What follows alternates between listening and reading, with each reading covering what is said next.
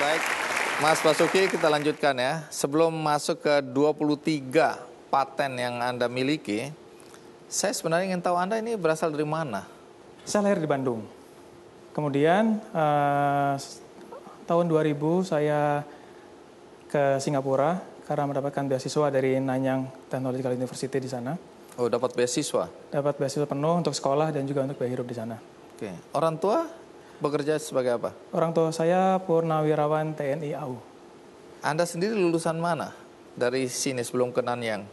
Sebelumnya saya kuliah di Teknik Elektro ITB, Bandung. Sebelum saya dapat beasiswa, saya sempat bekerja dulu di Jakarta di perusahaan multinasional untuk menambah wawasan industri. Menarik. Anda ini kan sekarang ilmuwan yang membanggakan bangsa Indonesia karena punya 23 paten. Waktu di ITB itu sudah kelihatan pinter nggak?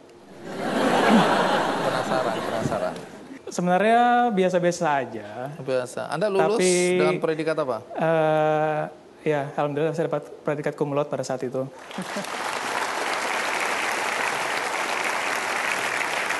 Oh, itu sebabnya Anda dapat beasiswa ke Nanyang?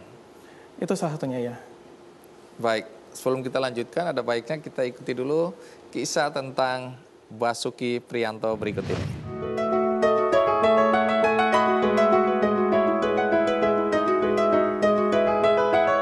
Tak pernah puas dengan ilmu yang dimiliki, tak pernah menyerah saat beragam tantangan datang menghampiri.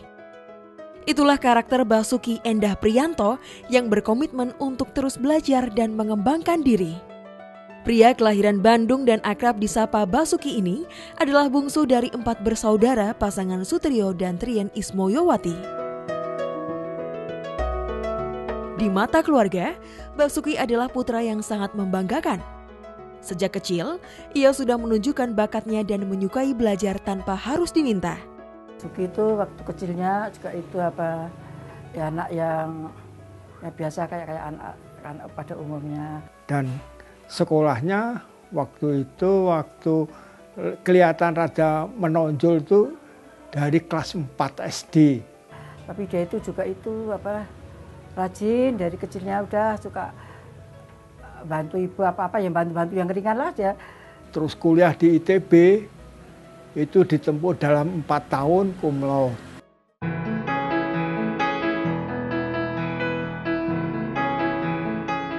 Memiliki minat pada IT sejak kecil, Basuki menempuh pendidikan S1-nya di ITB.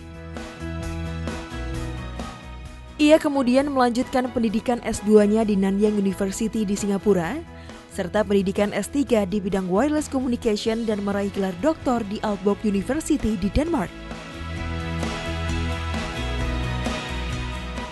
Basuki kemudian berkarir di dunia profesional dengan melakukan riset dan pengembangan di Swedia. Dan saat ini, ia menjadi senior spesialis algorithm design yang bertugas memimpin sebuah grup riset untuk teknologi komunikasi.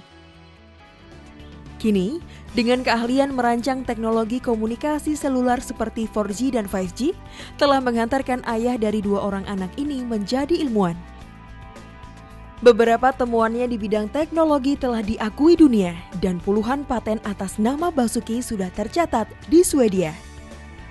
Saya mengharapkan sekali sebagai orang tua, Basuki itu bisa kembali ke Indonesia dan bisa bermanfaat untuk orang di Indonesia. Tapi dengan syarat Basuki di Indonesia harus sudah menyediakan SDM-nya. Kendati jauh dari tanah air, peneliti muda ini terus berkontribusi untuk Indonesia. Saat berada di Indonesia, ia selalu menyempatkan diri memberikan mata kuliah umum di beberapa universitas. Kedepannya, Basuki memiliki mimpi agar para ilmuwan Indonesia yang tinggal di luar negeri bisa membangun jejaring sosial, agar peneliti yang bekerja di luar negeri mudah kembali bekerja dan berkiprah di negeri sendiri.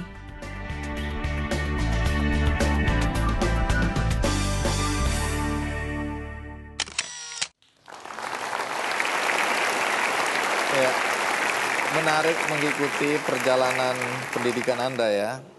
Dari ITB, lulus cum laude, kemudian ke Nanyang University di Singapura.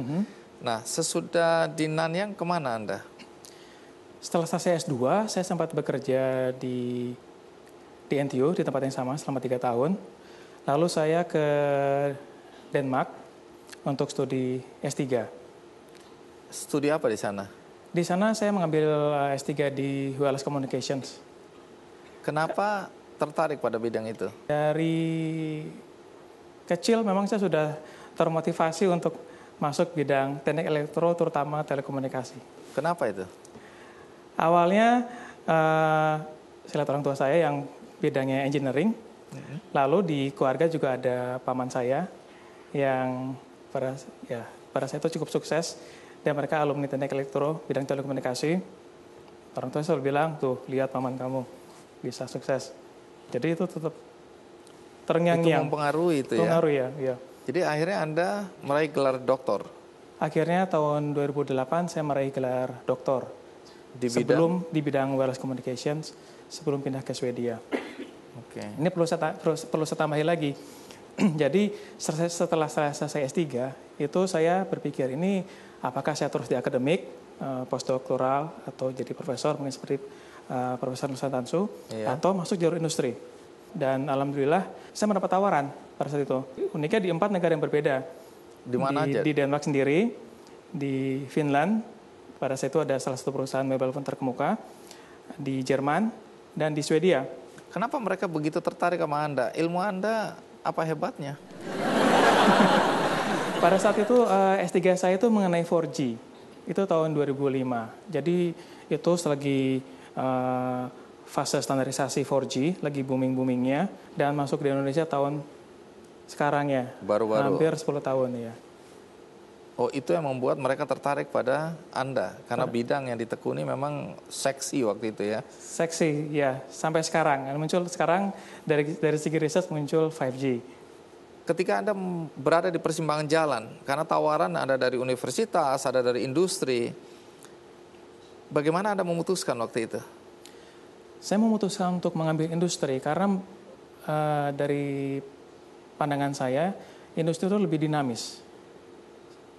Saya ambil contoh, misalkan orang ganti handphone mungkin 1 atau 2 tahun. Artinya kami dari segi research ataupun produsen, kita harus selalu dinamis mengembangkan dan menemukan atau berinovasi untuk menghasilkan suatu teknologi yang baru. Ditantang itu terus tantangan ya? cukup besar. Kalau kita telat dikit, bisa-bisa nggak kepake itu teknologi yang kita temukan. Nah, soal 23 paten itu paten bidang apa aja itu? Semuanya di bidang wireless communications. Bisa jelaskan apa yang dipatenkan? Apa istimewanya paten Anda itu sehingga Anda merasa perlu untuk mematenkannya? Dari segi paten, tentu saja sebelum kita mematenkan, kita melihat value dari apa yang kita temukan. Apakah itu bisa berguna buat masyarakat? Bagaimana nilainya?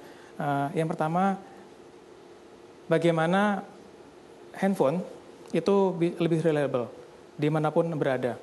Di basement ataupun naik kereta Shinkansen yang super cepat, tetap bisa berkomunikasi dengan kecepatan tinggi. Yang kedua, bagaimana bisa terus meningkatkan kapasitas dari yang ada. Misalkan pada saat ini handphone itu antenanya cuma 2, bagaimana bisa 4, dan masing-masing itu 4, berarti kapasitasnya bagaimana bisa didouble menjadi 4 dan tetap reliable. Sumbangsi ilmu Anda itu di mananya ini? Sumbangsi saya, jadi setelah dipatenkan dan perusahaan melihat apakah ini bisa diimplementasikan di produk misalkan. Kalau itu dipilih, itu ya udah itu ada di jutaan handphone ada di market. Itu salah satunya. Yang kedua, terutama sekarang saya alhamdulillah diberi kepercayaan oleh perusahaan saya sekarang untuk menjadi delegasi di Badan Standarisasi Teknologi Seluler Dunia. Jadi apa yang saya temukan itu setelah dipatenkan akan distandarisasi. Jadi semua perusahaan-perusahaan itu akan mengimplementasikan paten yang telah saya patenkan. Oh, iya.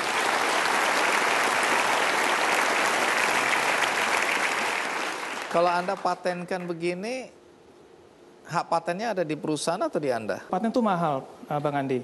Untuk mematenkan harus bayar bayar mahal. mahal Sekali. Untuk mematenkan dan untuk memelihara itu cukup mahal.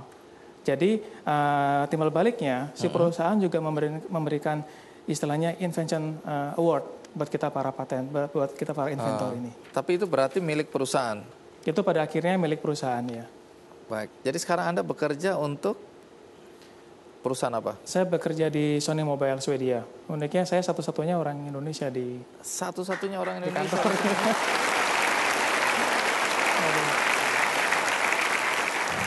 Bagi saya, dimanapun saya berada, semuanya bermuara untuk Indonesia. Saya cukup bangga.